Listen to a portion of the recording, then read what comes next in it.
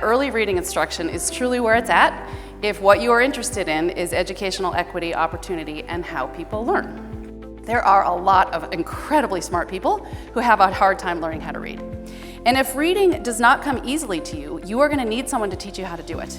You are going to need good, direct, and explicit instruction. And within that 50 to 60% of people who need good instruction, there's a group of people who need a lot of good instruction because learning to read is really, really hard for them. But what the research shows is that nearly everyone can learn how to do it if they're taught. So Emily, sold a story. Yeah. Both gripping and enraging. Did you expect it to catch on the way that it has?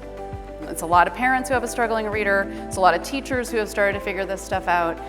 It's lawmakers, policymakers. But what I really wanted to try to capture is just someone who doesn't think they're interested in this at all, who would hear it and think, oh yeah, this is something that I should care about because I'm a citizen, I'm a taxpayer, this is about kids, and this matters. Can we actually get along to do something positive for our kids? Can we? Do we have that capacity anymore to do big things together?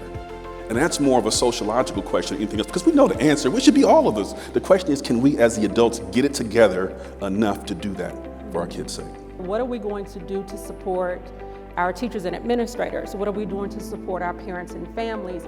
And especially, what are we doing to support our students to identify them early and then to also provide them with the supports that they need? If you're horrified by the consequences that this is probably having on other kids in the class, speak up about it. Be someone who is there as an advocate, because the parents of struggling readers have felt very alone for a long time about this. And it's like all parents should get together and care about this, no matter how your kid is learning. Nobody's perfect. Teachers are doing the best they can to hang on for dear life right now. Most teachers are not publishers, they're not researchers. Most people are doing the best they can with the materials they're provided to serve their kids as best they can, okay? Should they be making policy decisions? Sure, they can inform what's going on, sure. But I would counter that with say, sure, listen to your educators, and what does the evidence say? What does the data say?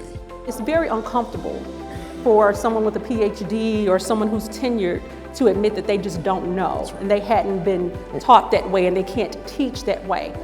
So making sure that they have their own safe space to learn, but also making sure that they have the opportunity.